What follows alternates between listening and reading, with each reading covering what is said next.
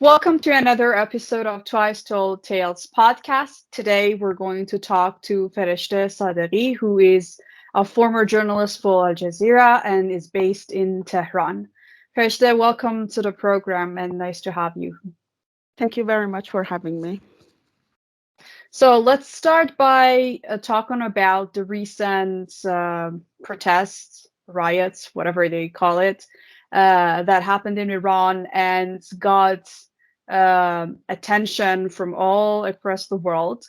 Tell us what you observed and what you think actually happened in comparison, especially to the mainstream coverage of the things that unfolded in Tehran and other cities. Uh, as a person who's been living in the Iranian society and who has been following these protests, let's say since 2000 and since 2007, no, since 2002, I think it was the what we call them 1378 protest, student protest. I was a student back then. Then 10 years later, it was 2009. So it was, so sorry about the dates, I have to change them from Iranian Yeah, calendar. Persian calendar to Yeah, Iranian. Yes, exactly. that's understandable. To the Georgian calendar. It was 1999 when I was a student, university student. Then it was the first movement of student movements. It was under the President Khatami. And then streets were full of students, protesters. It was the first big protest after the revolution. And then 10 years later, it was 2008, which was, by the way, the biggest ever protest that happened in Iran, political protest. And then we had 2018 and 2020 protests. And these 2020 protests, 2022, I can tell you that the last ones were the most insignificant and at the same time full of propaganda. I mean, 2009, because it was a protest that had happened following following elections that they were disputed. And you can say it is estimated that almost 3 million people took to the streets of Tehran. And although those protests were just happening in some big cities, Tehran, maybe Isfahan, maybe Mashhad, big cities, uh, the number of people who attended the protests were much more than the people who attended, for example, this round of, I don't call them protests because they were not protests, they were riots. But the extent that it was portrayed in the media, I think it was massive, as if all the forces that the opposition, Iranian opposition, could gather, they had collected and they had brought all these forces to the media, especially social media. And many people were asking what is happening really in Iran. And they were thinking that something big is going to happen. And some people even thought that, oh, this time around, the Islamic Republic is falling down. For me, who was here, I think it was the second week of the protest or riots, that I went to the north of Iran, and then I saw that everything was normal. Everything was totally normal, as usual. It was in Iran. And as usual, it was on the north, even you can say in Tehran, in northern parts of Tehran, maybe on Valiasr Street, which is very famous for protest for Valiasr Square, Engelab. And then when I was in north, I saw, okay, everything is normal. Then I thought that as long as everything is normal in other cities, nothing happens. So when some people messaged me, especially on Twitter, and they asked me, is the Islamic Republic going to fall? I said, no, not at all. I didn't even get worried because in 2009, I was somehow worried. In 2018 and 2020, because the protest and the riot, those protests, they were somehow, they had in all over the country. And in some areas, there were some deaths, there were some sort of, we can say, heavy crackdown, especially in Khuzestan. Uh, something that we saw this time around, it was not really comparable with the previous ones, but the propaganda was massive. I'd never seen such a propaganda. And another problem was that here the internet was shut down somehow, that all VPNs that we usually use them, they were somehow blocked. And for us, it was also difficult to get the news. But even with all these difficulties, I noticed that the propaganda was massive, and it was not comparable with what really what was really happening on the ground. Yeah, that's interesting. How, You in what way? mentioned What? Excuse me? Could you elaborate on that disconnect between propaganda and what was it? Just in the amount of people, or was it? No. It was actually, in number of people, it was less than before. I mean, less than previous years, less than, let's say, 2020. The number of people was less. The number of women, because it started under the name of Mahsa Amini. It was started as if they say that woman life freedom, for the life of women, for the freedom of women.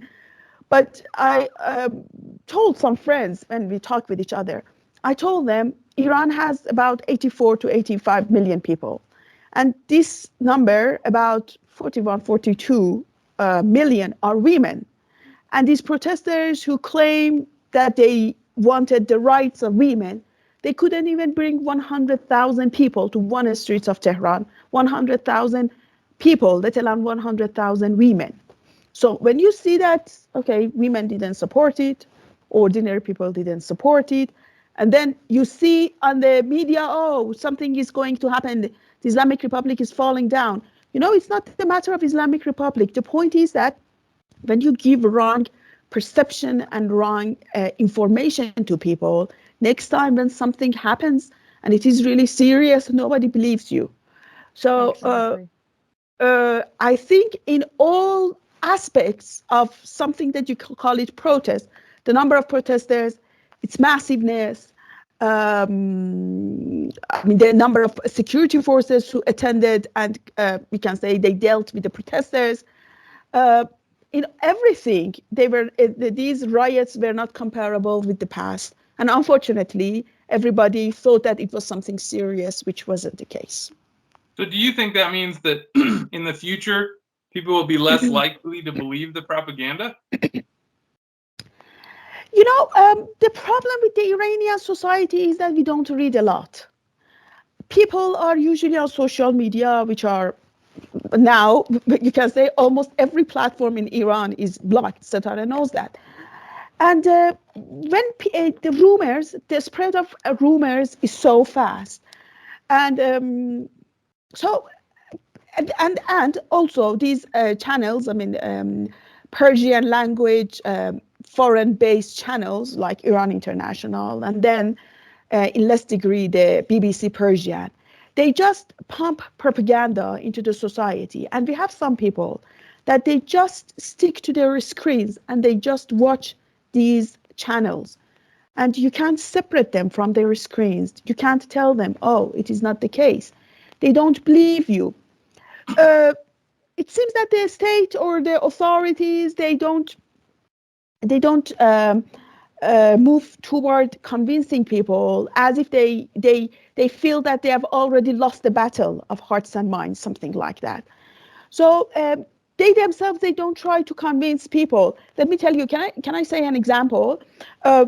About some few months ago, I was in a taxi, and taxis, Satara knows that taxi services. Taxis, when you go from this street to that street, usually people sit in the taxi, and the taxi drivers, they are famous for being what do we call them? They are theoricians. Theoricians of everything. Theoricians of everything, especially lies. So when I was sitting, They're good storytellers. How about that? That's More true. than storytellers, more Oh, than okay. They're storytellers. good Yeah, fish they have storytellers. analysis We, too. we call it Yeah. in America we call it fish stories. You know, like the fisherman tells you the story of the giant fish he caught. That's like not a real Exactly. story. So Exactly, Oh. exactly. So taxi drivers in Iran have this role.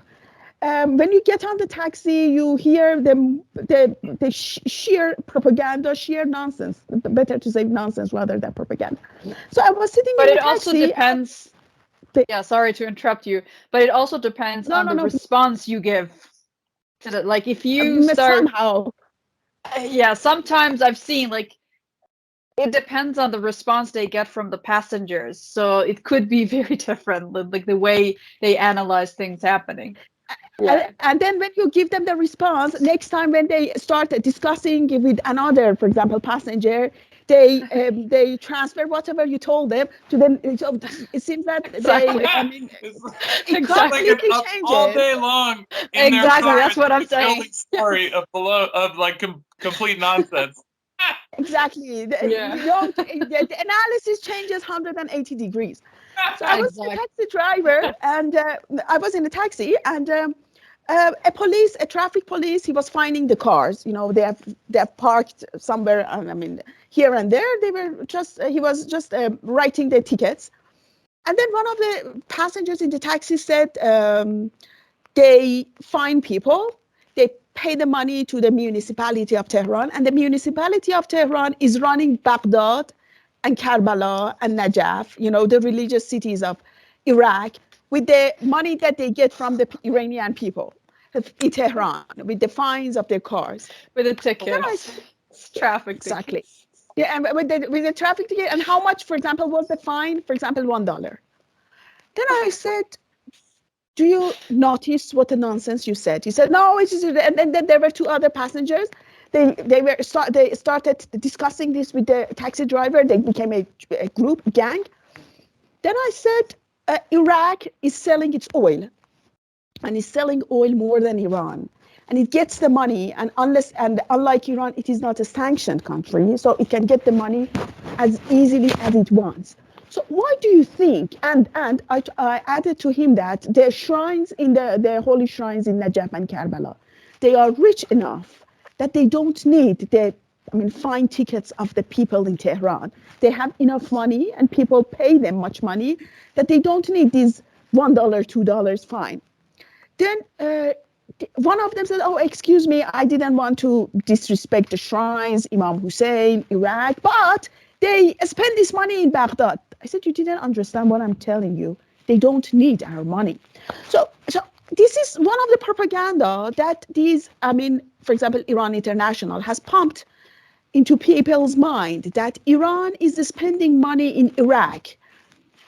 They are spending your oil money in Iraq. So people even don't think that that country is a rich country. It has its own oil.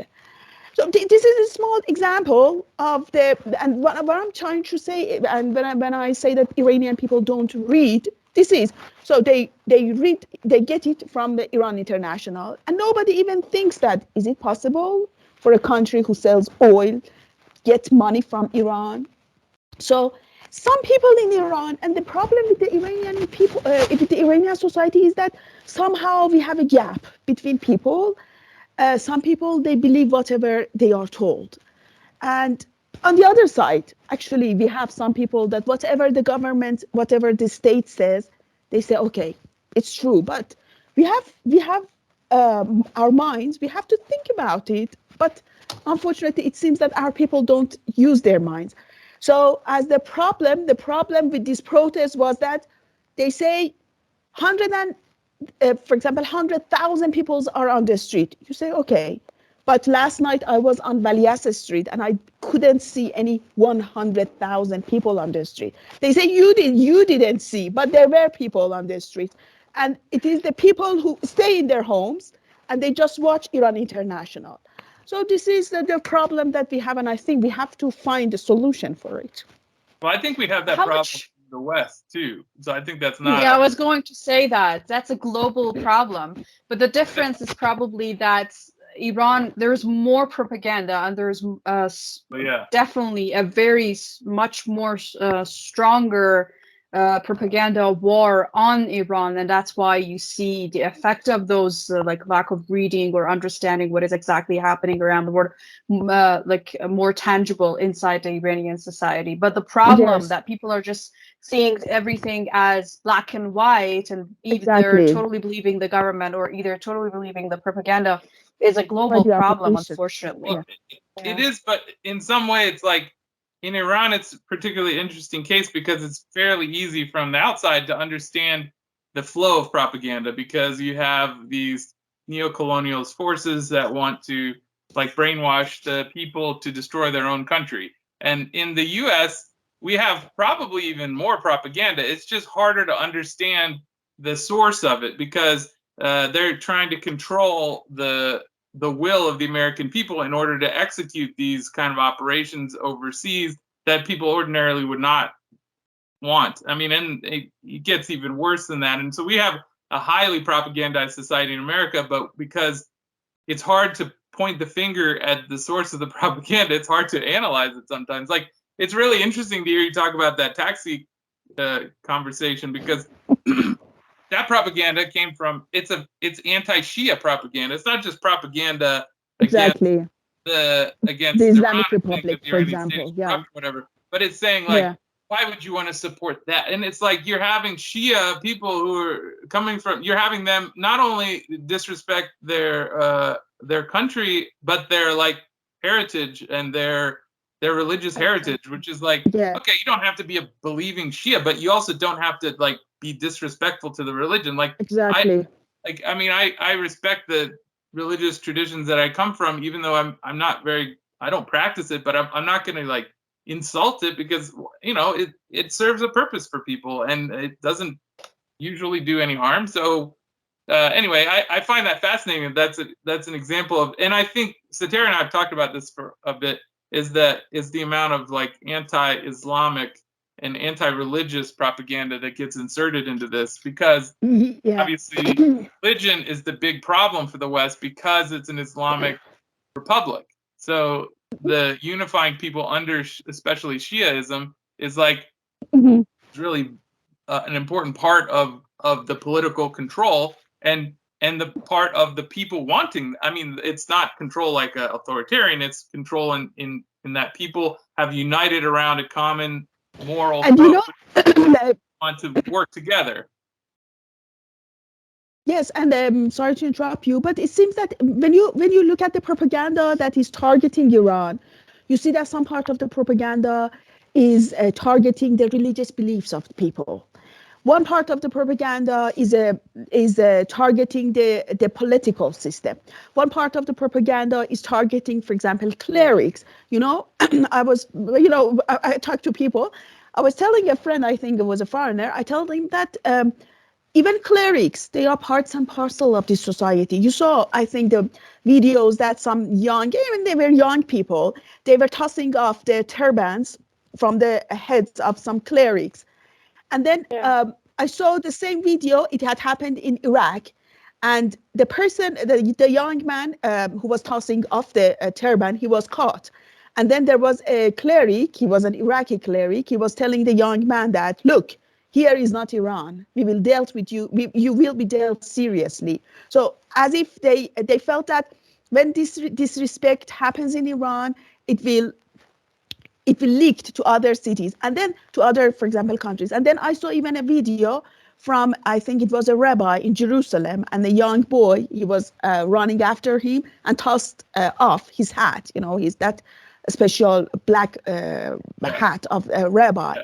So you see, this is the disrespect. It doesn't matter if it is in Iran or if it is in Israel for a Jewish cleric, for a Jewish In rabbi, or Palestine. if it is in Iraq or in Palestine. Yeah, so it seems that and when it comes to Iran, so part of it is related to people religious people. They are clerics, they are women who observe their hijab. Part of it is religious beliefs of people. Another part is their political system.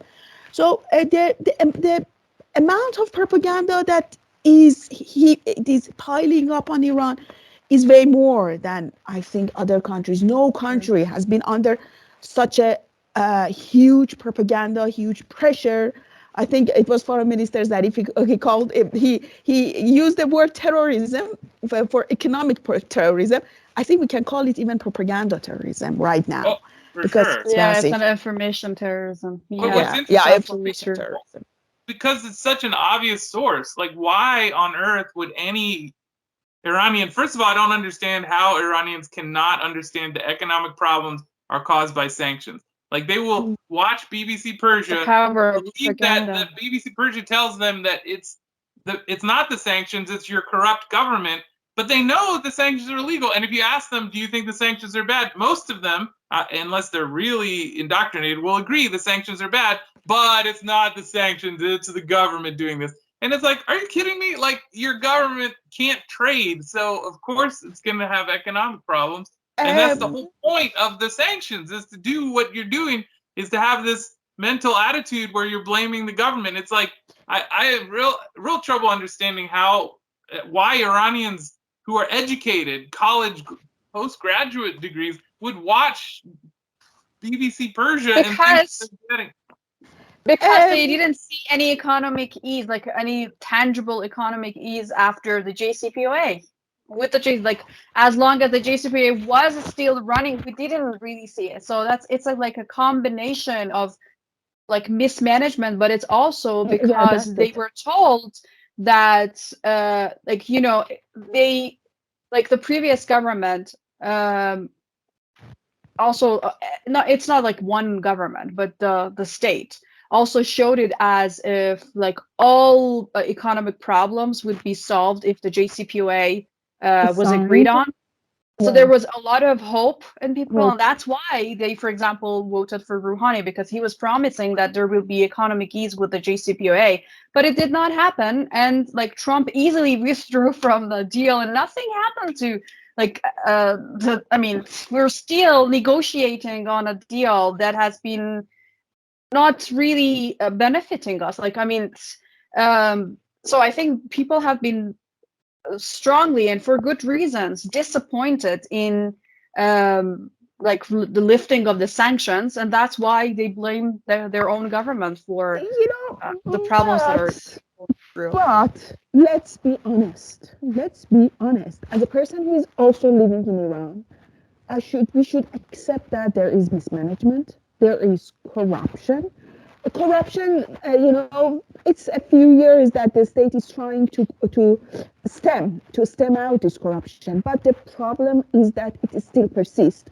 There are some people, brokers, middlemen, and then some mismanagement. Sometimes this mismanagement is that you have put the wrong person in a place that he or she shouldn't be there, and then the or mistakes that they rely make. on your hope or rely all your hopes on relieving of the sanctions, like, that this government is under sanctions, okay, like Exactly, it's, exactly. and you've been Yes, under sanctions for 40 years, so you have to come up with with a structure that solution. works differently. Exactly, Yes. exactly. The sanctions on Iran in recent years, over the past decades, maybe they were boosted, but we should accept that first. I mean, the first sanctions that they were imposed on Iran, they were after the 1979, the seizure of the U.S. embassy.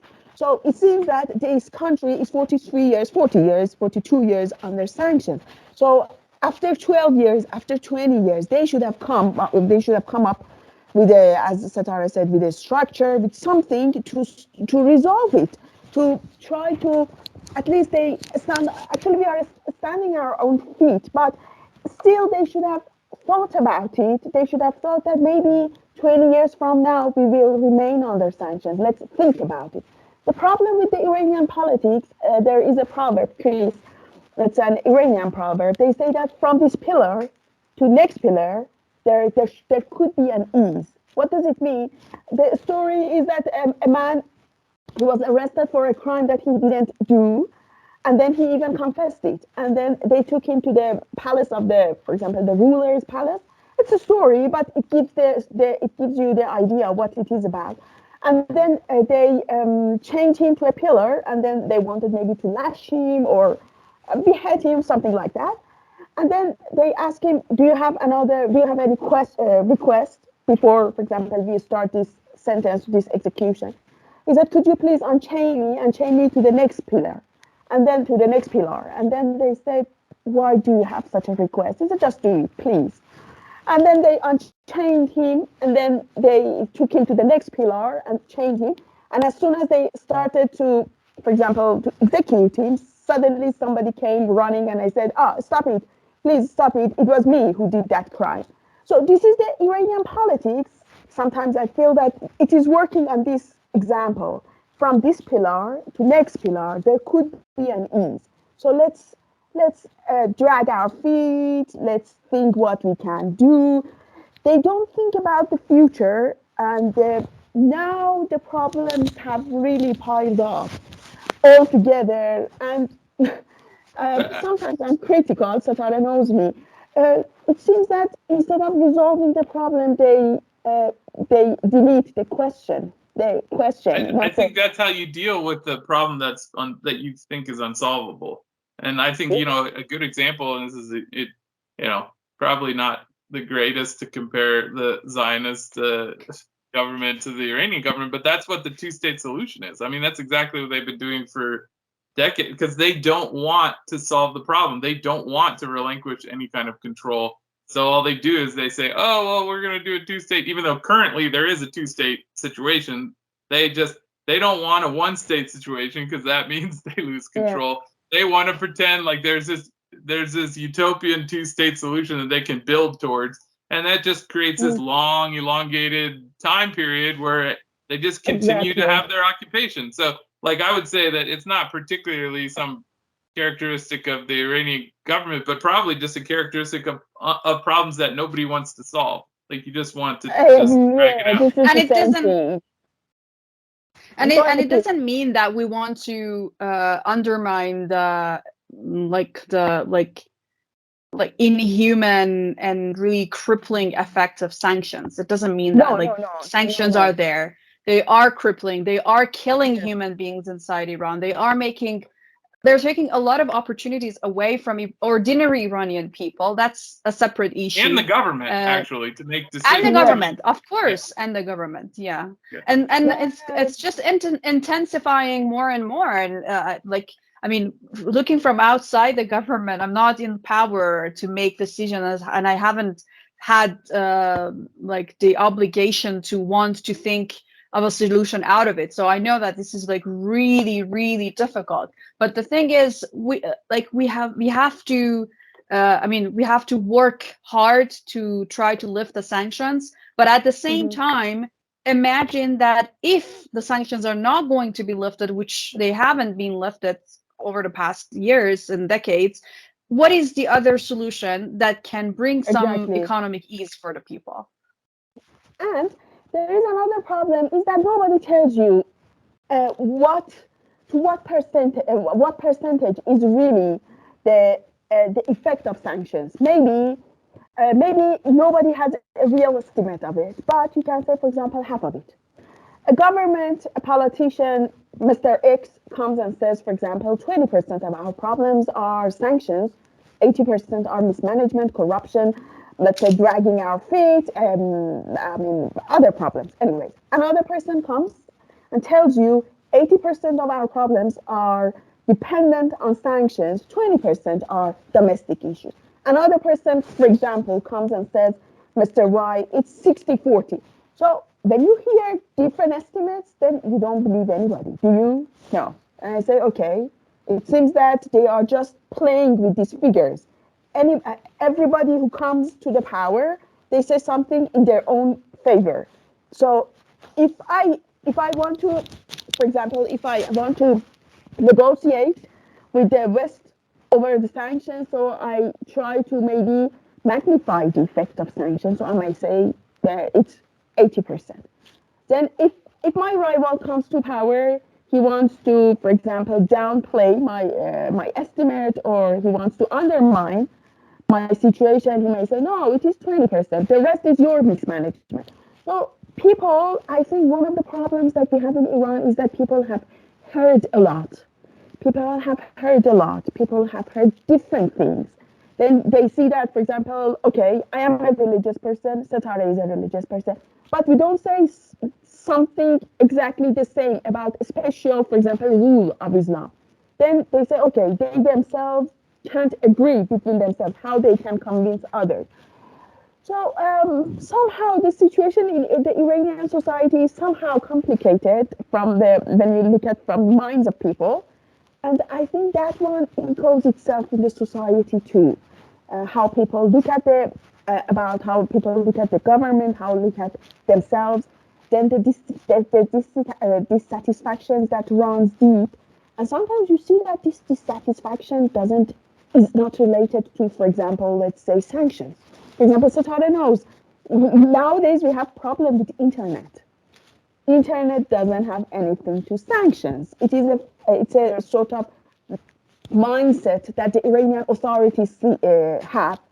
And for example, when you block that platform, for example, even before Satara and I, we wanted to exchange messages, and we were on Telegram. And each time that I want to send a message to Satara on Telegram, I have to turn on my VPN. Sometimes it takes a long time to get connected to Telegram for Satara to see my message. Or I told her, please don't send me on WhatsApp, just send them on Telegram. So you see, when you talk about Telegram and WhatsApp and social media, it is not related to sanctions. So, but it creates dissatisfaction.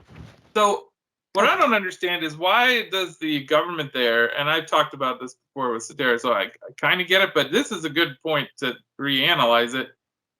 Like, they will shut down internet platforms, but they won't shut down satellite channels, where I think the satellite channels are producing so much. I mean, even here in the US, the American people would be so much better off if they just shut down CNN and MSNBC. Like this, they're just pure propaganda and really devious propaganda. And so, like, why don't they shut down at least BBC Persia, at least like British owned media? I don't understand it. I mean, RT can't broadcast in America. I don't like you. It's much more dangerous for the Iranian government to shut down. So, like, I don't know if they're gonna like make you VPN internet, why not make you have to buy some new Chinese satellite system to get through their blocking on satellite TV? Why isn't there persecution of satellite channels? Why do you think? There was for a long time, but it didn't work. Oh, it didn't work. Okay. Yeah. And this is the experience that I think the Iranian authorities seems that they haven't learned the lesson. In late 1980s or early 1990s, we had those what were they video receivers? No, video. What is it video called? Tapes. So VHS machines, something like that. Yeah. And then I remember back then, anybody who had that device, VHS player, suddenly, for example, police forces. Back then, it was not police; it had another name. They may attack your home, and then they may confiscate the video player and the tapes, VHS tapes, and these kind of things. But it didn't work. After a while, everybody had a VHS device in his home, and then it became legal. Finally, it didn't become legal, but it seems that they turned a blind eye. Authorities turned a blind eye to the VHS players. Then came the satellite receivers. Okay, they started attacking people. I remember once, I myself, I had a dish and satellite dish and a receiver, and they couldn't come into your house. But I remember once I came home, and I noticed that police had come up to the rooftop, and they had destroyed all the dishes. Okay, it didn't do anything, because next day we called the guy who was the receiver guy. He came, he installed dishes again. We just paid some money. Fixed it. Yeah, and he fixed it. And sometimes, like, your neighbor had a problem with you or didn't like you, and they would just report you, like they have a satellite and come take it, and they would hide their own and their insider out. So it was a very ridiculous policy that made people even more eager to have satellite dishes. Like, so that's the only thing that it did. Yeah, and these Iranian channels that, for example, they are London based, they are on satellite. So what happened? The government turned a blind eye to the satellite dishes. And the problem is now, I don't say it is a problem. I think the government or the state, let's say the Islamic Republic, IR, couldn't convince people that, look, they are not your friends. They are just TV channels. They have their own agenda. They get money from, for example, Saudi Arabia, the countries, Israel, the UK, who has the record of orchestrating coup in this country, don't trust them. So either it couldn't convince the population, either it didn't want to convince them. I don't know. Maybe they drag their feet and they say, okay, from this pillar to next pillar, there could be an ease, whatever. But so we have the experience of VHS players, it didn't work. We have the experience of satellite dishes, it didn't work. I mean, the confiscations. So we have now internet. Internet is, the situation is somehow different because the tap of internet is in the government's, in the state's control. But still, we are working with the VPNs. And we know that there are some, let's say, security apparatus firms that they sell some of these VPNs because they want to control people through these VPNs. So it's strange that you repeat the same mistake and you don't learn a lesson. I can't read their, sometimes I am unable to read their mindset, but it happens. Yeah, it's very complicated, I think, and it's really difficult to know what is the best thing to do. Like, as for the internet, it was very different in different cities and even in different parts of the city. For example, in my neighborhood, we didn't really have total cut down of the internet, maybe just one day or a few hours. And I didn't have problems, like, because I hold classes online. And for example, I could have classes with my students who lived outside Iran because I was in Isfahan and the internet was working kind of okay.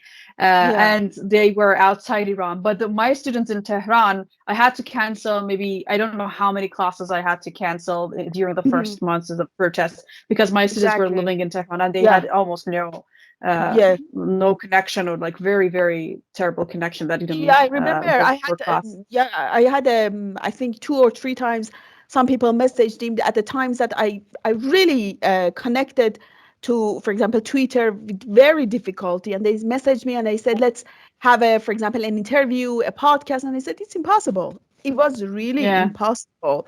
I think after a month or so after the protest, I could have one interview on YouTube or something like that, but not before that. It was really difficult. So but here it wasn't like that. Like, as I said, I did interviews and I had classes on Skype, but after some, like, Skype was also blocked and it became very difficult with VPNs.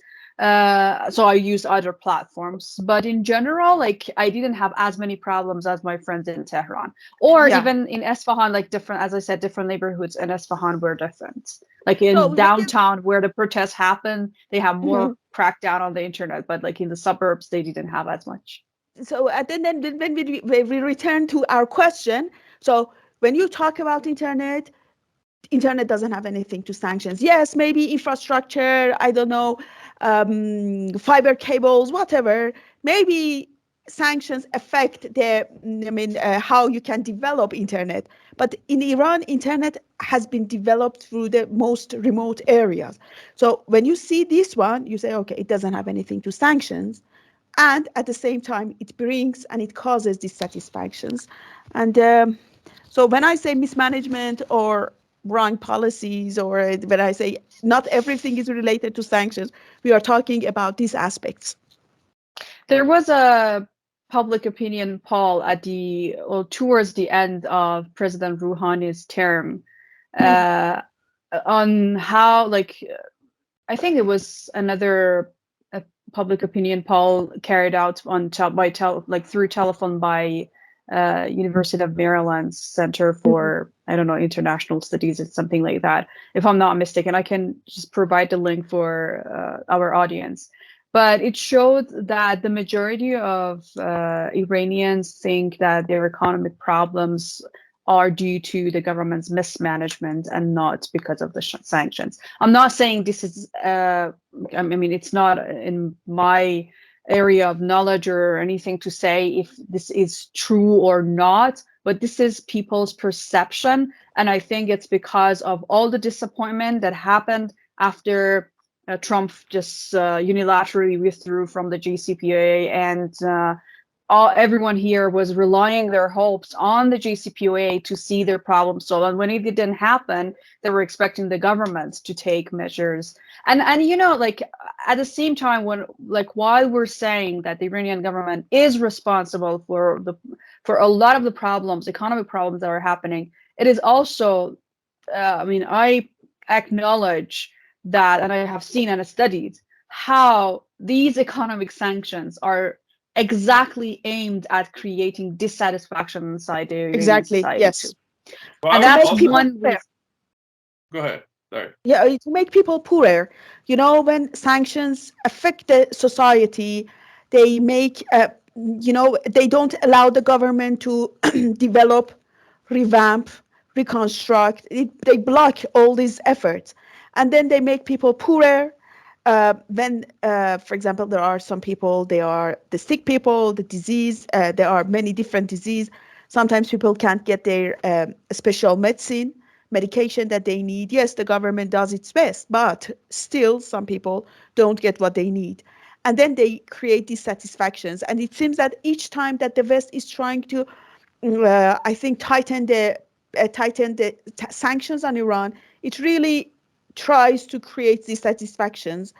And unfortunately, it seems that after 43 years, people think, okay, for how long are we supposed to endure, endure these sanctions? And in that taxi conversation, I remember one of those guys, passengers told me that these sanctions create problem. I said, okay, they tried to reach an agreement with the US, they signed it, they accepted, they made concessions. They said, okay, we cap our nuclear program. Then Trump came out of nowhere and he just tore down the agreement. What could they do? And the authorities do. And then the passenger, the guy, he was a middle-aged man. He said, yes, you're right. The point is that I think the Iranian authorities don't talk with people. They have lost this communication, this channel of communication. Because if you talk to people and if you talk to them honestly, with truth, with figures, people listen to you. Not listen to you, even if they don't listen to you, at least they think about what you said and they may change somehow their mind. But for the time being, it seems that even the authorities, they have decided to not to say anything. I don't know if they are fearful of people's reaction, if they don't have anything to say, even after these riots, mass riots. Not a single authority, not a single minister, not the president, not a person who is responsible in charge of, for example, hijab, in charge of the law of hijab. Nobody come to the street, come to the, state TV and say, people, look, if this is the rule of hijab, it is something that we have to, we are a Muslim society. Women, according to Islamic law, should. Nobody talks to people, and this is another problem. I think That's a we have big lots problem. of problems. Big problem, yeah. That's actually a legitimate problem, and that's something that they could easily fix. I think I've kind of noticed that too, is that you don't get, like, I think what Putin does is amazing. Like, I wish our government, like, because we don't get the same thing you were describing, we don't get here either. We just get occasionally, Yeah, I know like, that. not as bad as it is there here, but the government has very little honest dialogue with the people. But what I think is amazing in Russia is that Putin will have these like 4-hour press conferences that are unscripted, and he just goes there, and the general public can ask him questions, and I'm like, and he answers very eloquently. It's like you can't say that to any liberal in America here, because they think Putin is an insane person and they've never actually listened to his speeches. But if you actually listen to Putin, it's like he's an amazing example of a leader who wants to engage in that dialogue with his people, and it creates a lot more of a bond. But I think with the article that you mentioned, or the study you mentioned, Sarah, is like I think there's a lot of bias in these research. I would love to know if the federal government funded that, and I bet they did. And then the researchers are then obligated No, it was to not say that, funded by like, the government. They're yeah, well, actually they actually came under attack by Iran lobbies and those Mhm. anti-Iran forces because a lot of the things that they predicted and said about like they also carried out a survey Their which own showed that surveys. that it carried out a survey that showed that the majority of the Iranian public was supportive of the IRGC. So that's when a lot of people started attacking that, and their prediction about the presidential election was absolutely correct. Yeah. So well, it's interesting that they would get. I mean, that's the whole purpose of sanctions. So they are like basically giving a gold star to the intelligence community for perpetuating this economic war against but that's the truth. Iran. Which who is it that said that we've succeeded when people are wanting to sell their kidneys or something like that? Who was that? Was that Pompeo? Yeah. Who was that? No, was it I Pompeo? don't No, it was remember. another. Yeah, I think it was another, or It maybe was Pompeo. was a CIA guy or something, just like openly, just in a speech, he was like, well, we know sanctions are working because people are now selling their kidneys. And it's like, they're happy about this. Like, that's what they want. They Exactly. want They people were to be suffering. celebrating it. And you know, Yeah. Chris, what is interesting is that the foreigners, I don't know if you have traveled to Iran, the foreigners who Yes, we who had. follow Iran's affairs, when they come to Tehran or to Iran or to Isfahan, wherever, they say, is this a country under sanctions? Because it Exactly. doesn't look like a country that is under sanctions. It doesn't, for Very example, innovative. it doesn't look like, for example, Iraq under Saddam Hussein, because Iraq was, every infrastructure was totally eroded. In Iran, now everything is working well. You see people, you see cars, you see how people are spending money. Then you ask, okay, what sanctions is on this society? So you don't see the effects of sanctions, but these effects are maybe they can't be recognized easily, but they exist, and they create this kind of I think psychological pressure Yeah. on The people. psychological warfare. Yeah. Yeah, exactly. And because there has been stability inside Iran for a long time, people's expectation and living standards have also increased. So the expectations that they have of the society and the government is very different from Yeah. like a war-stricken country Mhm. or countries with a lot of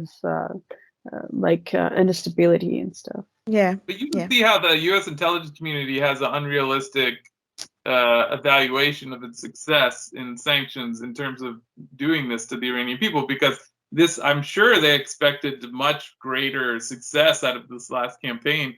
And because you just, I mean, if you compared the amount of people pouring out on the streets for the pro-government rallies, which, you Mhm. know, they there was no comparison. These are just like No.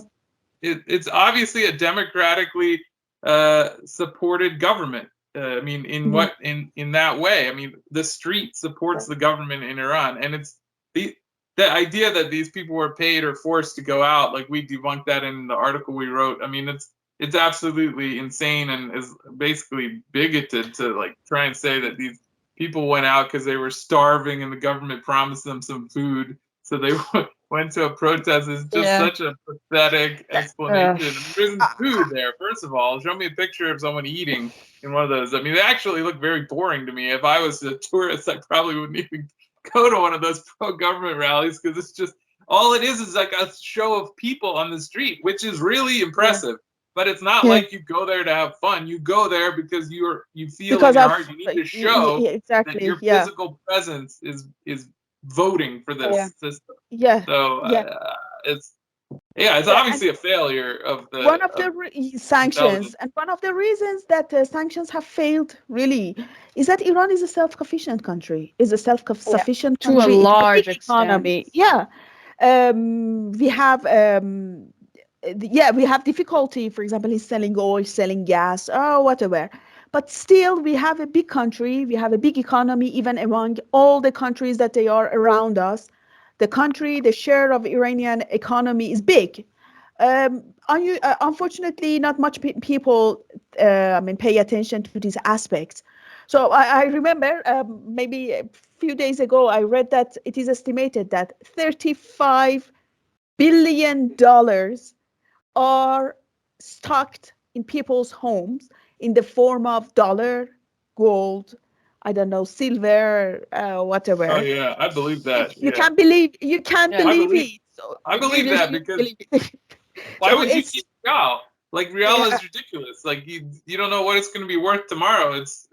The second I exactly. got paid, I would go buy something like Yeah. gold or something. Like Yeah, uh, so the problem is that even the intelligence community of the U.S. intelligence community, when it comes in Iran, when it comes to Iran, they are dependent on the people who lie them.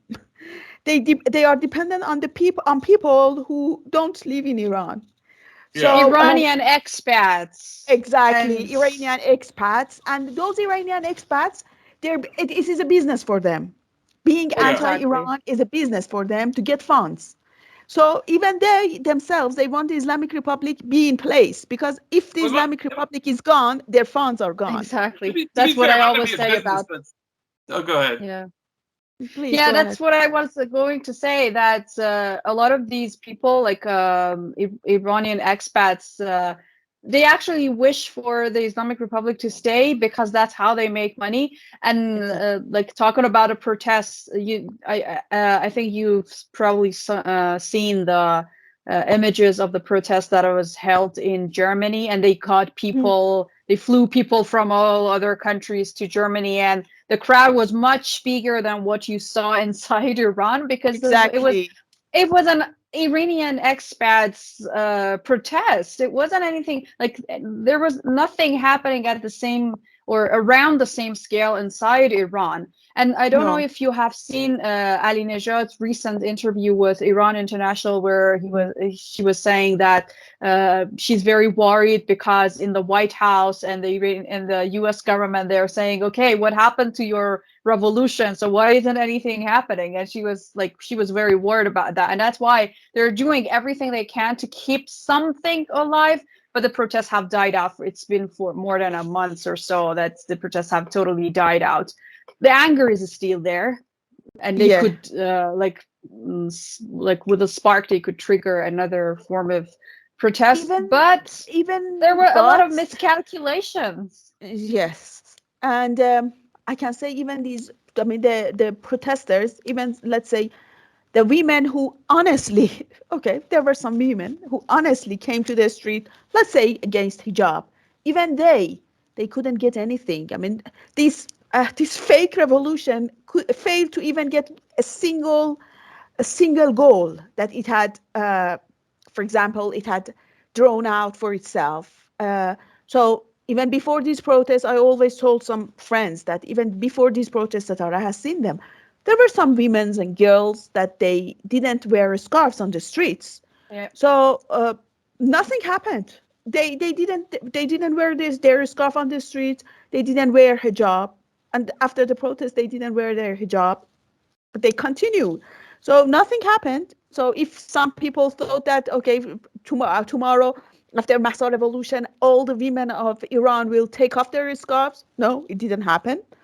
So things are now back to normal. But today, It I actually think, was counter Yeah, it yeah, was please actually go ahead. counterproductive because Hmm. that's what I always say. Like these kind of protests, which easily turn into riots, are Hmm. actually like making Iranian women's struggle a lot more difficult because now we're seeing the parliament talking about laws that could Hmm. affect women negatively, and it's Hmm. because now any attempt to bring like more freedom or more equality for women is seen as something funded from outside. So it From yeah, makes the like the life of indigenous Iranian struggles women, inside yeah, a lot more more difficult. difficult. Well, Exactly. This that's is what happens. exactly what I was trying. Like that's why I think groups, especially Code Pink in the U.S., who's supposed to be this women's peace group, were so they failed so tremendously, and I hope hopefully not intentionally on this one because they didn't see that there was an indigenous women's movement in Iran that was separate from these expat talking heads that they were looking Hmm. at. And obviously, I don't think Code Pink thinks that Lena Jad is saying anything true because they're a little more skeptical of these people who are adjacent directly to the CIA. At least I hope they are. But Yes. expats, like you were saying, as a business, use it as business. Not just those talking heads, but like the regular expat community here is like been totally psyoped. Their brains, and it has to do with the long history of U.S. meddling in Iran and the waves of immigrants that have come back and forth because of that. And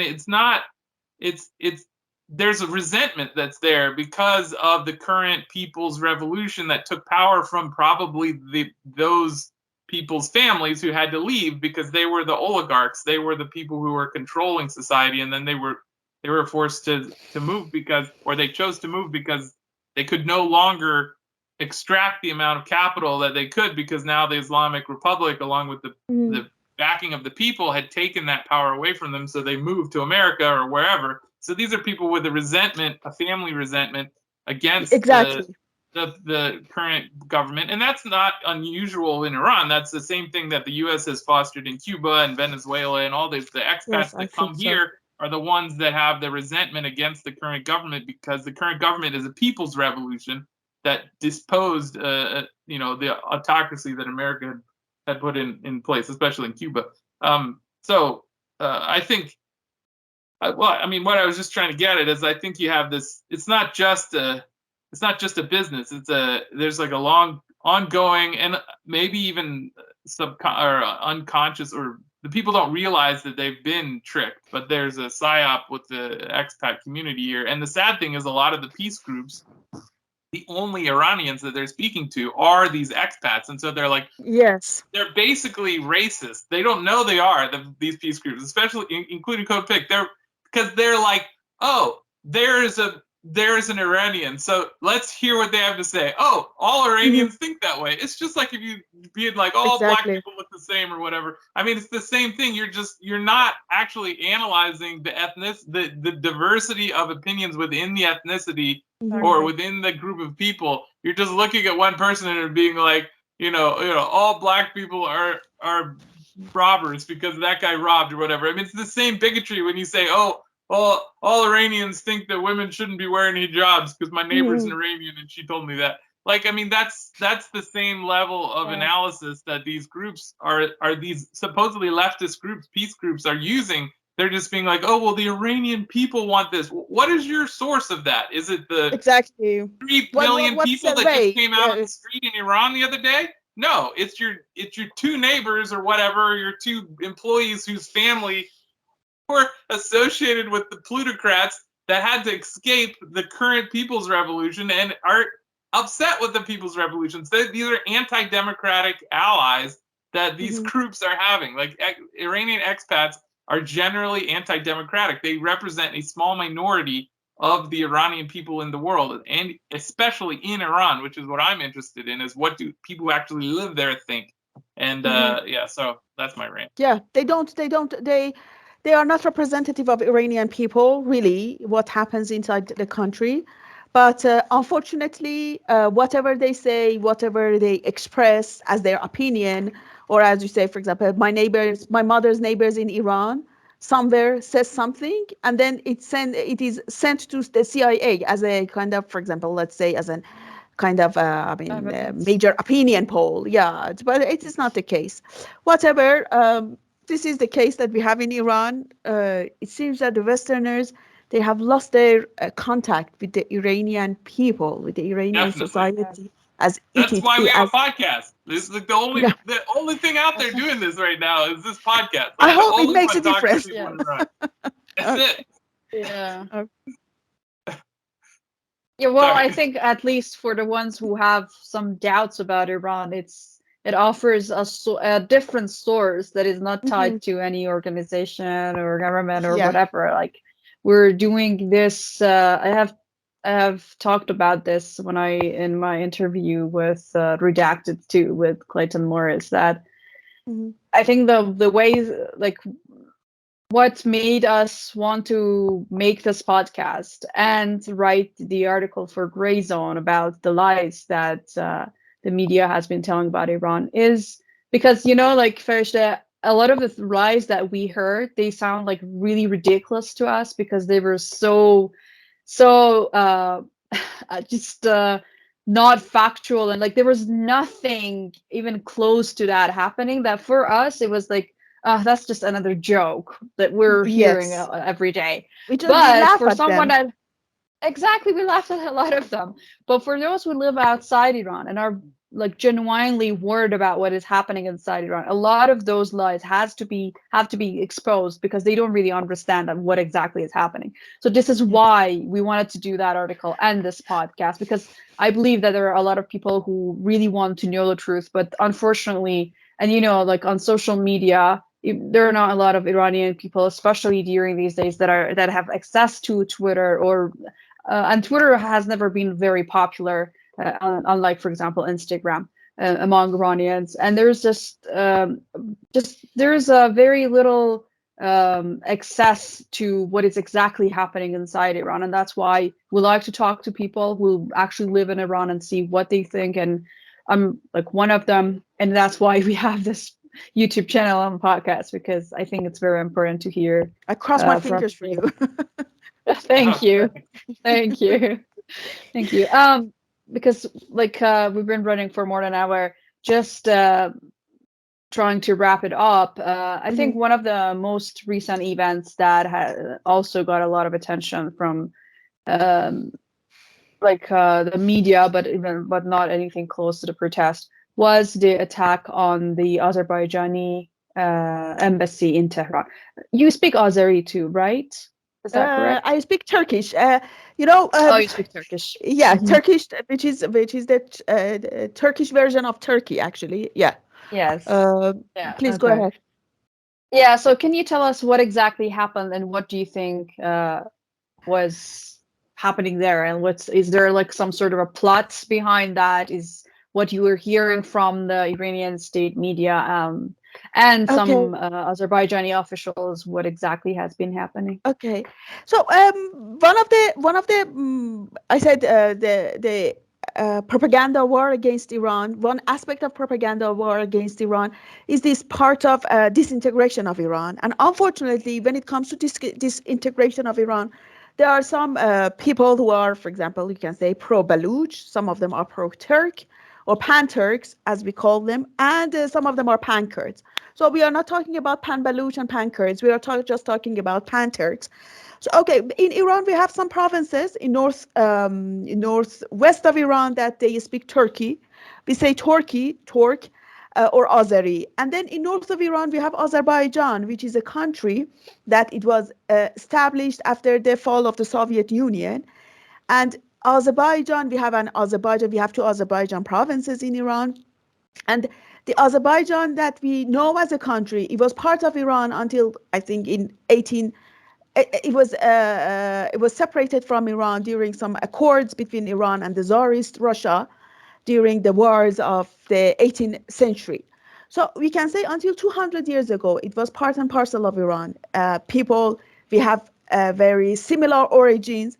And this idea or ideology of pan-Turkism, unfortunately, has toxicated the relationship between the two countries, especially in the past few years with the Aliyev regime, with Ilham Aliyev, who is in power.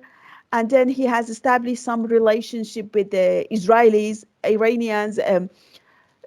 for example, here and there, we hear some words that some of the attacks against Iran, especially by drones, they happen from the bases that the Israelis have established in Azerbaijan. And it seems that because Azeri or the people of Azerbaijan, they are Shia, they are Muslim, so I think they are mostly secular, but whatever the case, they are Shia, they are Muslim, they are Shia, and then they speak Turkish or Azeri.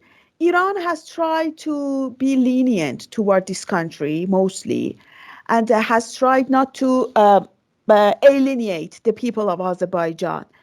Iran, I think, usually tries to assure them that they always have a motherland here on this side of the river Aras, as they call it. But it seems that the more concessions or the more good behavior Iran shows or makes, it has uh, it has made a wrong perception in Azerbaijan. So one step, Iran has moved one step back, as a sort of friendship and friendliness and neighborliness, it seems that they didn't appreciate it. They saw it as a kind of weakness in Iran. So this somehow we can say their relation had been somehow sour for some time. And the embassy attack, it was something I can guess, I personally called it a family feud or family grudge. There was a man, he came to Tehran. It seems that he's suffering from schizophrenia. His wife ran away from home. He came to Tehran to the embassy, and the embassy helped her and two of her relatives to leave Iran. And the embassy has some apartments above the embassy that the embassy staff live there. So the man thought that all these, for example, 8 or 9 months since his wife left home, she's been living in the embassy's apartments above the premises. So he came to, and he was coming from Urumia, from West Azerbaijan province. Urumia and West Azerbaijan province is an area very close to Iraq's Kurdistan, adjacent to Iraq's Kurdistan, a mountainous region that smugglers, they bring you everything, even Kalashnikov, which he had. So some of these pan-Turks who come and they comment under my tweets, they were mocking me and they were saying that, where did he get his Kalashnikov from? I said, very easily, you can buy Kalashnikov or whatever you want from an area, from a mountainous, rugged mountainous area. So he attacked the embassy. His children even were with him in his car. And then he attacked the embassy with his Kalashnikov. He wanted to free his wife, and then he killed an embassy staff. But the problem was that the Azerbaijan showed extra reaction. I think it was obvious. And now the Iranian authorities, they say that, okay, some Azerbaijani nationals, they were culprits in the attack, in October attack on a shrine in Shiraz that Daesh attacked, and some people, about 12 or 13 people, were killed. And they say that some Azerbaijani nationals were involved in this attack. So the question that we have from the Iranian authorities is that, okay, again, you made a concession and you didn't say anything. You didn't maybe show the results of your investigation. You didn't share them with the Azerbaijani officials. And then when a schizophrenic man attacked their embassy, they call it a terrorist attack. They closed the embassy, and then they reacted, I think, out of proportion. So I personally don't think that it had anything to any conspiracy theories. It was as simple that it was an incident, and it could happen everywhere. It could happen even in Iranian embassy in Azerbaijan. So we shouldn't call it a terrorist attack, because it wasn't. But the reaction that the Azerbaijan Republic showed was out of proportion. They also said, like, the Azerbaijani government said that they arrested a group of people that were like on espionage network for Charges, Iran. yeah. This is So the same thing that happens, for example, in Bahrain. During the time that Iran, and after the embassy attack, attack on the Saudi embassy, and then the relations between Iran and Bahrain, they cut diplomatic ties and all that. Again, Bahrain made the same accusations. We got the cells that they are spying for Iran. Come on, the images that Azerbaijan, even what Azerbaijan regime had showed as an evidence, it was more ridiculous than Bahrainis, because there were some children, girls, small girls, with an image of Qasem Soleimani. There was a Shia preacher. Oh, come on, children, for example, girls at the age of 9 or 10, they are not spies. Or a preacher who is a religious preacher, for example, it is in the holy month of Ramadan or holy month of Muharram, he's preaching for people. He can't be a spy. Come on, guys. So these are the mistakes that they make, unfortunately. And Iranians still, even now, by now, that the Azerbaijani Republic has closed its embassy in Iran, Iranians, even now, to date, they haven't shown any reaction. Maybe they try to turn a blind eye. Yeah, it looks like they're avoiding any form of because I think the Iranian government kind of is trying to figure out what exactly is behind those forces, because the Israeli regime has been very active in Azerbaijan over the past Yes, few years. But do you yes. think, like, are there any chances that this man was encouraged maybe by someone to do that? Like, I'm not saying maybe like I don't know, maybe some Zionist No, no, I forces, don't think so. or No, no, because at that's all. also something. Yeah, I personally don't think so, because when a person is schizophrenic, he has some problems. I even heard that her daughter has said that I talked to my mom 9 days ago, and it seems that she hid it from yeah, her. She hid it from her Oh, father, that I'm talking to my father, to my mom, and she's in Azerbaijan. So maybe he was angry, but the fact that the wife ran away from home shows that there was something wrong with him. So when there yeah, is something wrong with someone, you don't need any conspiracy theory. He himself does it. You don't need it. But yeah, I there's a personally lot of don't. tragedies that Yeah. happen that yeah, easy to, whenever there's a shooting, it's easy to call it terrorism, which is the latest fad in America as well. So, like, Yeah. So sometimes you are in the wrong place in the wrong time. I That's my idea. I don't think any. I personally don't think any conspiracy was behind that. yeah, yeah. So, do you have time for one more questions, or should Yes, of we? course. Yes, Are we you are. okay? No, no, no, no Okay, problem. okay. Yes, go ahead. So, what about the recent attack on a military factory in Mhm, Isfahan? Can you tell mhm. us what exactly happened and what you think about what happened here? It was a complex. It was a complex belonging to the defense ministry. As usual, the Iranian authorities don't tell us that in the past 6 years, the same very complex had been attacked 3 times, and the reason that this time around I think these small drones couldn't make any damage was that they had made some preparations they with installing jamming devices, and then they had covered the entire rooftop of one of those sheds with fences that for example, a bomb or something that is dropped on it doesn't work. So as usual, we know that these kind of things happen in Iran, and they happen by Israel. What was interesting to me was that the drones, the small drones or quadrocopters that they were used, they fly short distance. So it means that the ones who operated these quadrocopters, they were in the vicinity of Isfahan, or maybe in the city of Right. Isfahan. Who knows that? So it shows that the enemy is very close to you.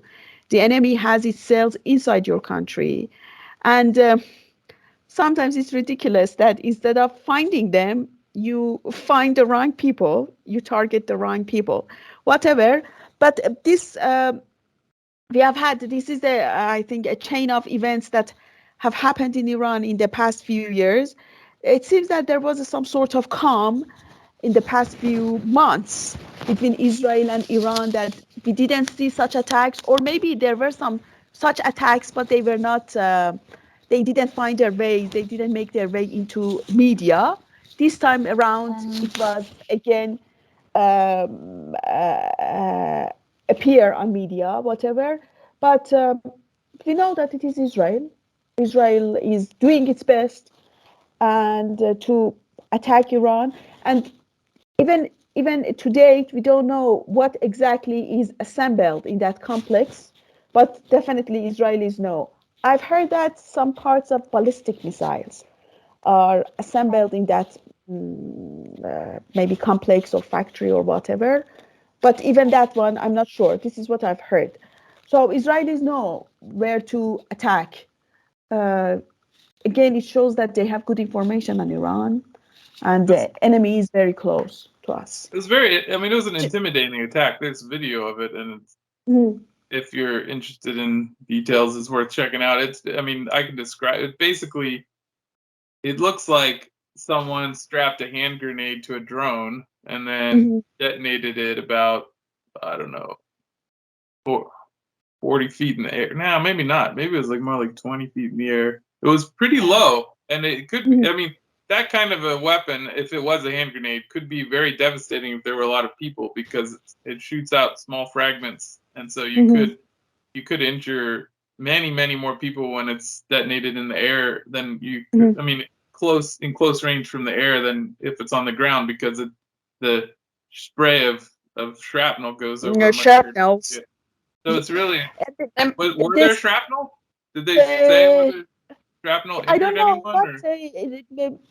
what the same method was used for an attack, I think, in less than a year ago on Parchin in Tehran. Okay. Again, small drones were used with some sort of bomblets or something like that. And I think one engineer in Parchin back then was killed.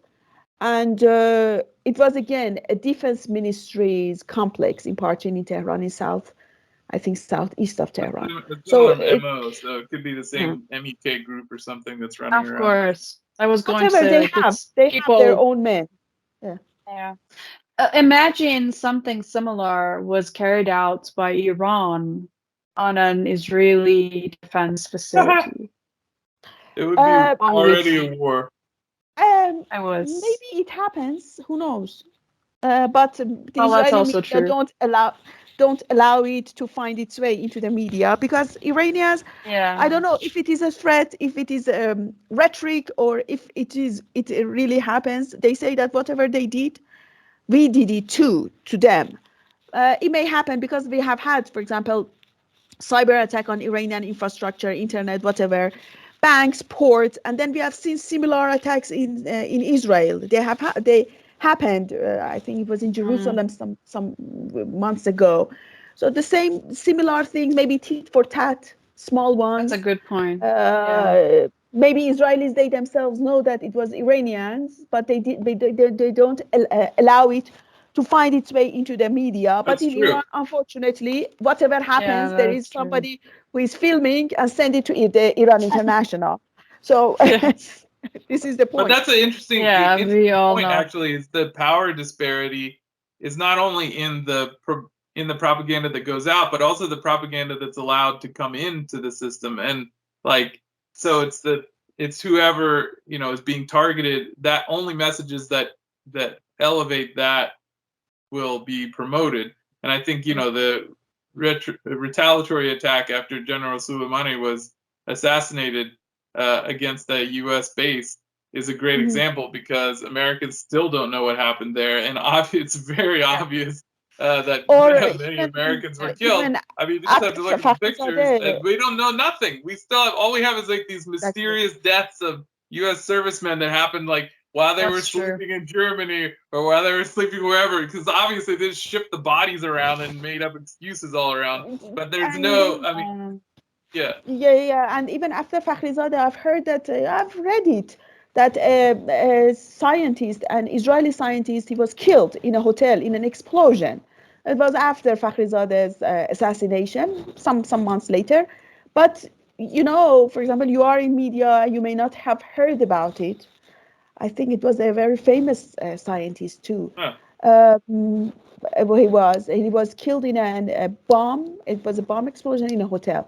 I can search it and I can send a link to Satare. But the point is that Iranians carry out some retaliatory, attacks against Israelis, but they are usually go unreported. Let's say they. Of course, well, that would make sense, because who's controlling basically all the media in these? And that's the thing, is like Americans think that we have freedom and our media is free, but it's actually, in many ways, at least you would get, if you weren't in the power disparity we are, of the public here being the subjects of this, of being the necessarily brainwashed for the empire to continue. We actually have very strict controls on media here. It just looks like we don't, because we have many different companies, but they all have basically agreed upon under manufactured consent, the Chomsky theory, where they're all sort of operating in the same propagandistic model, which it gives the appearance of freedom. And so we we think we should know that if that happened, but in fact we don't. And whereas in We don't Iran, know. you may at least have two stories you could either choose from, but here we only have Yeah. the one story. So Yes. it's interesting. And that's exactly probably why you don't see yet a full-scale war between the Zionist regime and Iran, because they have been, tit for tat attacks Exactly. and retaliatory actions. It's not that it goes like without a response. It does, No, but Israel or the US would never admit, because that they would find it very humiliating to themselves. And Iran never admits, because if it admits the responsibility, then it knows that all the hell gets loose. I mean, what is it? Yeah. So it's like quiet. It has to they be have quiet. learned. Yeah, they have learned this that's true. lesson of ambiguity from Israel. Yes. So do you think, like, as the last question, do you think there is any chance of some sort of a war between, let's say, the Zionist regime and Iran, or the US and Iran in the near future? I personally don't think so. No, because in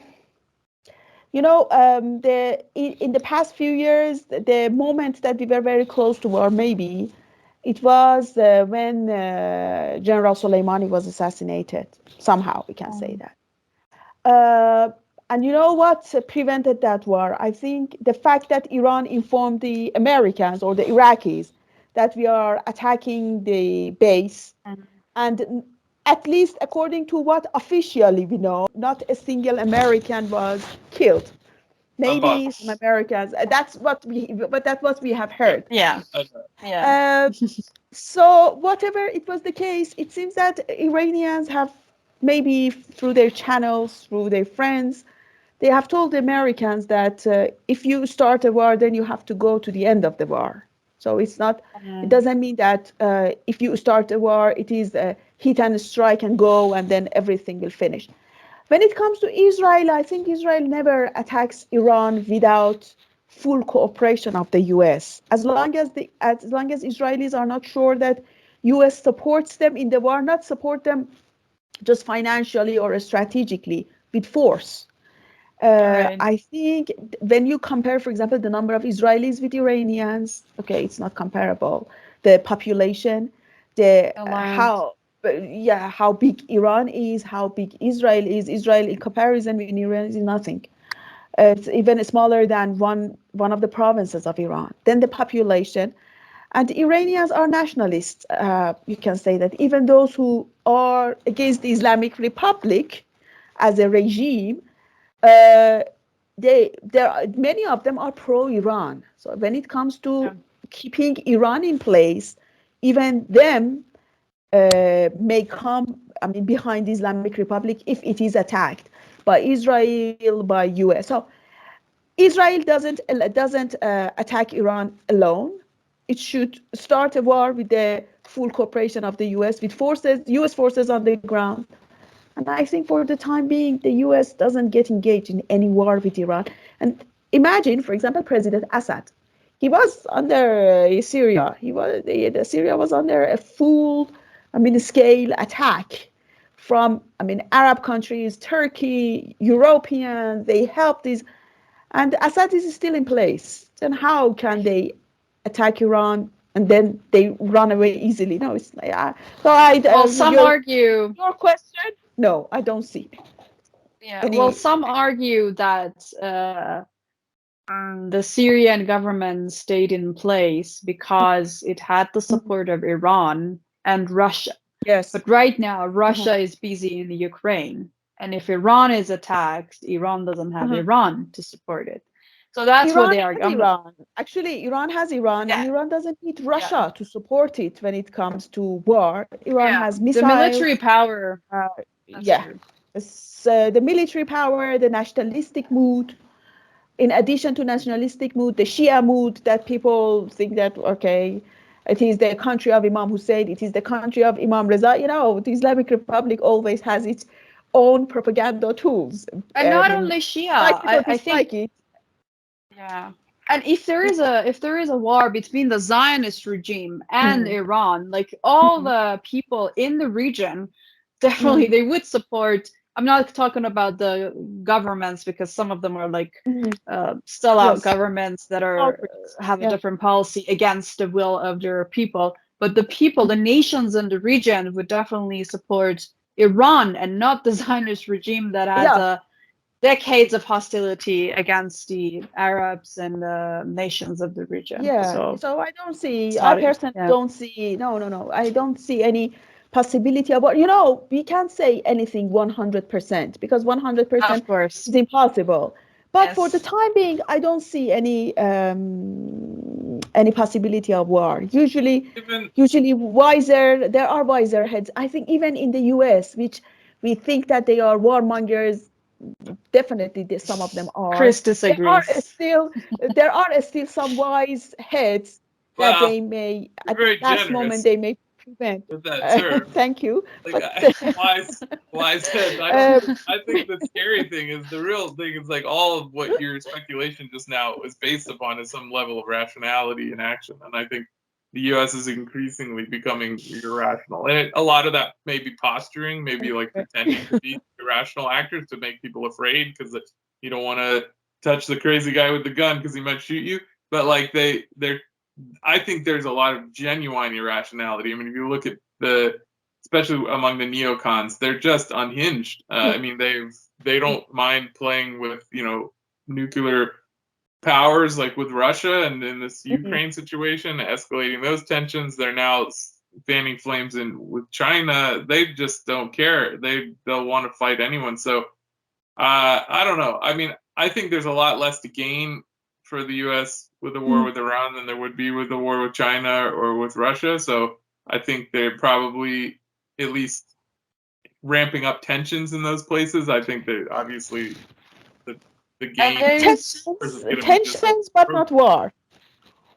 Yeah, but with Iran, there's just to maintain psychological operations in an intense chaos there is really valuable. So I think what we're going to see is just what we just saw over the last few months is going to be ramped up every year as much as possible in Iran. Maybe they'll give a break, but then they'll come back with a really big campaign of some new craziness. And I think that's why, like, maintaining conversations like we're doing is important so that there can be some sort of documentation and ability and a resource for people to try and understand what the actual conversations in Iran are like with Iranian people, because that what people think or what people are doing is going to be constantly questioned, and probably women are going to be the main target of that because it's something that they can always. I mean, it worked in Afghanistan. They were going to go in there to save the women. Well, how did that work? It didn't do much saving of them. So, like, the whole idea of saving people is very valuable to, especially, a culture that's rooted in sort of a Christian ethos. It's like this whole idea of the savior is very important. So, I think you'll see more of that humanitarian interventionism, R2P propaganda about Iran, and but not. Yeah, and that's why war. Not a full-scale war. Yeah, but that's also it's very important to, I think, to show the human side of the everyday life in Iran, to show that life is normal with all the things that are going on, because the one major step before a full-scale war is the dehumanization of a nation, like of a society. That there is no normal life going on, and if we kill 500 children like they did in Iraq, it's still worth it. So that's very, very important, as you said, like, to keep such conversations. So thank you so much for your time and the conversations. Thank you very much for having me. I enjoyed it too. Sorry if my answers were not very, maybe the ones that they were great. But that's my idea. They were great. They were great.